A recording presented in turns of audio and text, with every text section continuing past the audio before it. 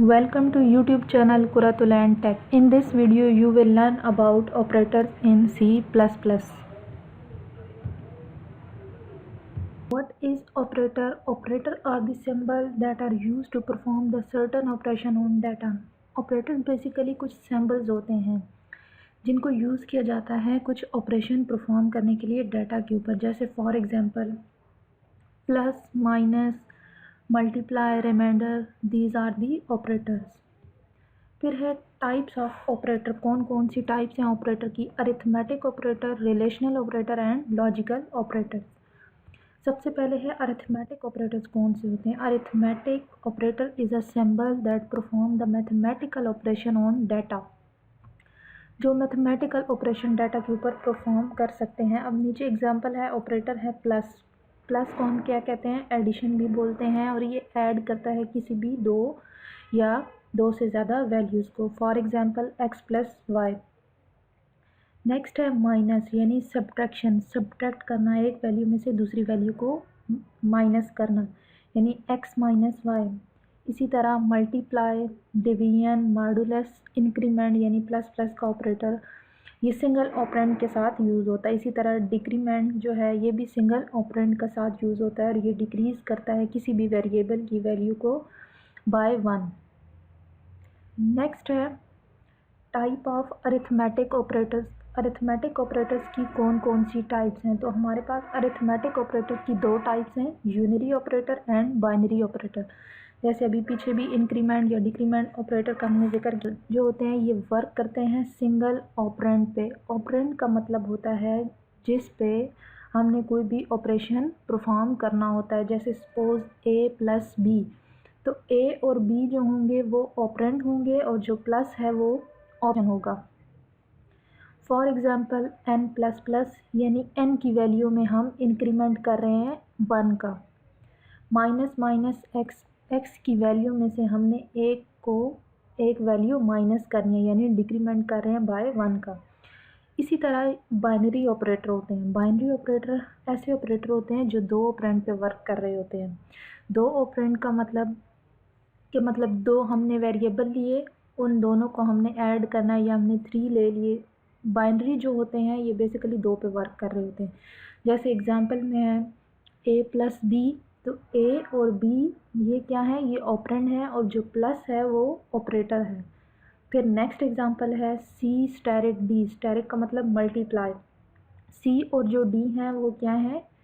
वो ऑपरेंड है, और जो स्टेरिक है वो ऑपरेटर है।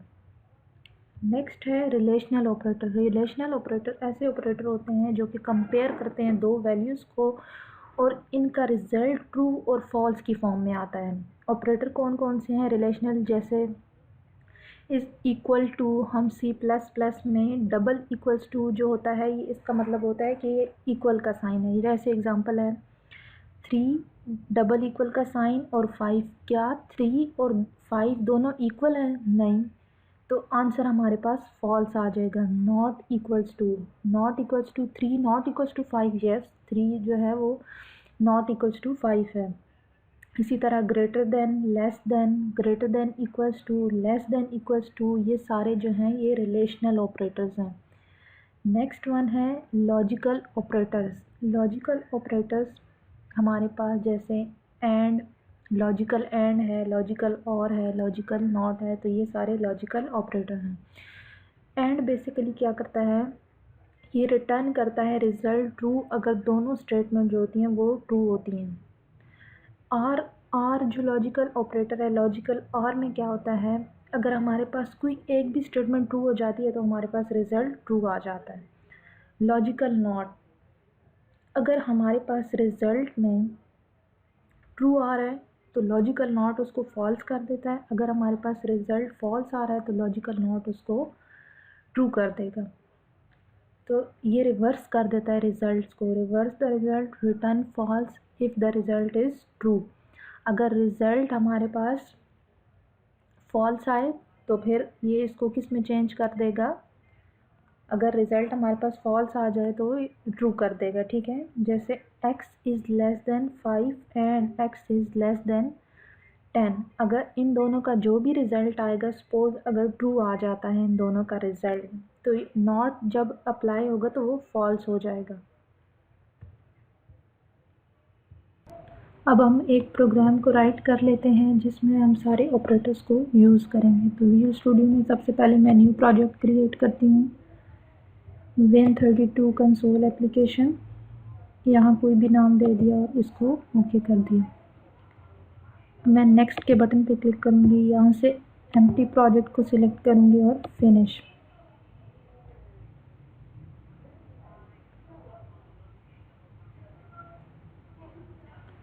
अब हमने .cpp फाइल को ऐड करना है, तो मैं यहाँ पे प्रोजेक्ट के ऊपर राइट क्लिक करूँगी, ऐड न्यू आइटम। तो हमने .cpp फाइल को ऐड करना है। हम इसको source1 का नाम दे देते हैं और इसको ऐड कर लेते हैं। सबसे पहले कुछ नेसेसरी लाइन को ऐड कर लेते हैं, #include एंगुलर ब्रैकेट में iostream using namespace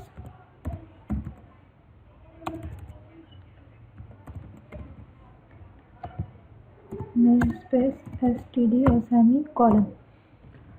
अब हम मेन फंक्शन को लिखते हैं, void main पैरेंथेसिस, ये होगी मेन फंक्शन की बॉडी, यानी ओपन ब्रैकेट और क्लोजिंग ब्रैकेट। तो यहाँ पे हम कमेंट्स ऐड कर लेते हैं कि यहाँ पे मेन फंक्शन बॉडी एंड, के मेन फंक्शन की बॉडी यहाँ पे एंड हो रही है। सबसे पहले अब हम एक दो वेरिएबल को डिक्लेयर कर लेते हैं, int, a, b, सेमीकोलन।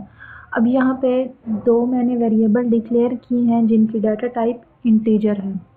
अब हम इन पे कुछ ऑपरेटर्स अप्लाई करके देखते हैं। यहाँ पे मैंने राइट किया a++ सेमीकोलन।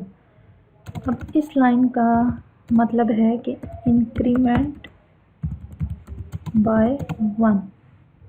हम a को कुछ वैल्यू असाइन कर देते हैं, हम इसको इनिशियलाइज भी कर देते हैं, a = 50। a में 50 रखा हुआ है, तो इंक्रीमेंट होने के बाद इसकी वैल्यू 51 हो जानी चाहिए। तो हम प्रिंट करके देखते हैं, cout,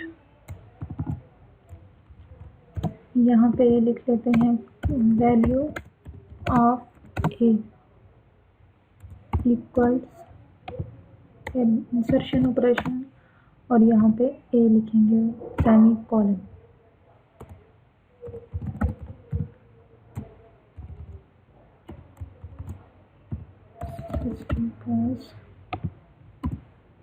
अब हम इसको रन करते हैं।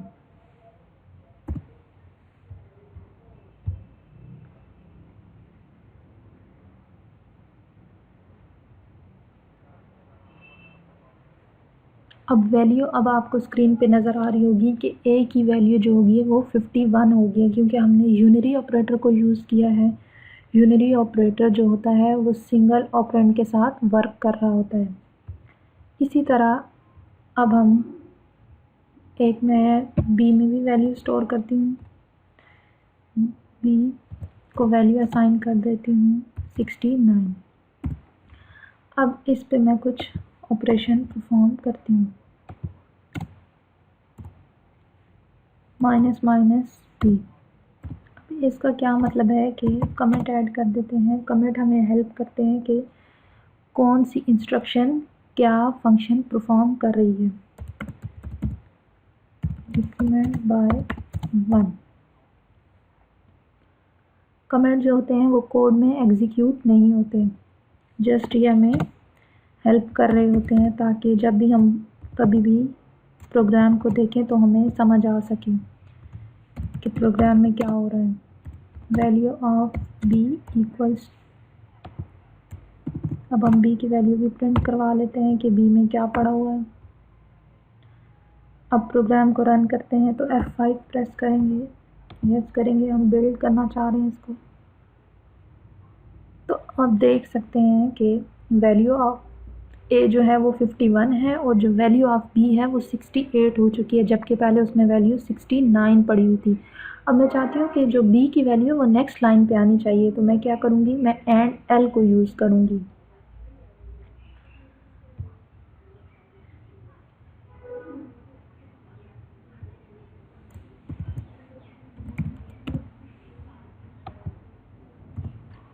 ठीक है, अब मैं इसको रन करती हूँ। तो अब आप देख रहे हैं कि value of a equals to 51, a में इंक्रीमेंट हुआ है, जबकि बी की वैल्यू में ए माइनस हो गई है। बी की वैल्यू पहले 69 थी, अब 68 हो चुकी है। अब हम कुछ बाइनरी ऑपरेटर्स पढ़ लेते हैं जो कि अरिथमेटिक ऑपरेटर्स हैं। अब हमारे पास ये दो वैल्यूज़ हैं। अब हमारे पास दो ऑपरेंड हैं ए और बी, और इन दोनों में कुछ वैल्यू पड़ी हुई है। अब मैं चाहती हूँ एक और मैं वेरिएबल बनाती हूँ सी के नाम से, और इसमें मैं वैल्यू रखती हूँ 0। ऊपर इसको डिक्लेयर भी कर देते हैं। नेक्स्ट, अब मैं करना चाह रही हूँ C equals to A multiply B.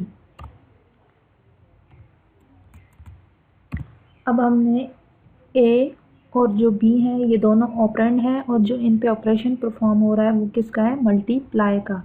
जो भी रिज़ल्ट आएगा वो किस में स्टोर होगा, सी के अंदर। तो अब मैं किसको प्रिंट करवाती हूँ, मैं सी को प्रिंट करवा लेती हूँ।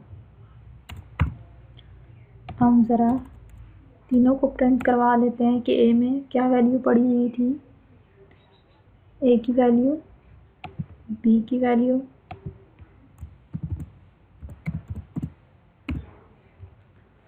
अब हम इसी को कॉपी करते हैं, control C,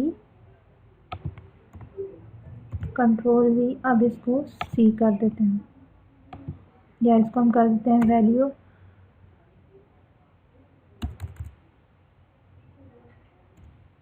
of a asterisk b equals to, यहाँ पे सी को प्रिंट करवा देते हैं क्योंकि जो भी रिज़ल्ट आएगा वो सी में पड़ा हुआ होगा। अब हम रन करके देखते हैं। F5 प्रेस करते हैं, यस करेंगे इसको, तो आप देख सकते हैं कि ए में पड़ा हुआ था 50, बी की वैल्यू थी 69। पहले हमने क्योंकि डिक्रीमेंट किया था तो वो 68 हो चुकी थी। अब हमने ऐसा कोई ऑपरेशन अप्लाई नहीं किया, हमने जस्ट क्या किया, ए में 50 पड़ा हुआ था उसको मल्टीप्लाई किया 60 से, तो हमारे पास 3450 आंसर आ गया है स्क्रीन पे। तो ये था अरिथमेटिक ऑपरेटर। इसी तरह हम प्लस भी कर सकते हैं। इसको मैं प्लस कर देती हूँ। अब मैं प्रिंट करवाती हूँ, F5 प्रेस करूँगी, यस। तो अब आप देख सकते हैं कि हमने इन दोनों को, यहाँ पे मैंने सॉरी ऑपरेटर नहीं चेंज किया, यहाँ पे भी चेंज कर लेते हैं, प्लस F5 प्रेस करेंगे, इसको यस करेंगे।